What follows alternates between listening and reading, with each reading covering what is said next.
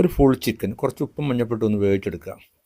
വെന്തതിന് ശേഷം ഇതേമാതിരി ഇങ്ങനെ എല്ലാം ഒഴിവാക്കിയിട്ട് കുറച്ച് മസാല ചേർക്കുക. ഉപ്പാണ്, മുളക് പൊടി, ഗരം മസാല, മഞ്ഞൾപ്പൊടി, നമ്മൾ കോൺഫ്ലവർ, തേങ്ങ, കറിവേപ്പില, പച്ചമുളക്, കുറച്ച് ചെറുനാരങ്ങ വെച്ച് കുറച്ച് തൈരോ മോരോ വെച്ചിട്ട് ഒന്ന് മിക്സാക്കിയിട്ട് അതിലേക്ക് നമ്മൾ ചിക്കൻ അങ്ങോട്ട് ആഡ് ചെയ്യുക. എന്നിട്ട് 10 മിനിറ്റ് ഒന്നും അങ്ങനെ വെച്ചിട്ട് വെക്കേണ്ട കാര്യമൊന്നുമില്ല. കുറച്ച് വെളിച്ചെണ്ണ തന്നെ ആയിക്കോട്ടെ. കുറച്ച് വെളിച്ചെണ്ണ വെച്ചിട്ട് നമുക്കൊന്ന് പൊരിച്ചെടുക്കാം.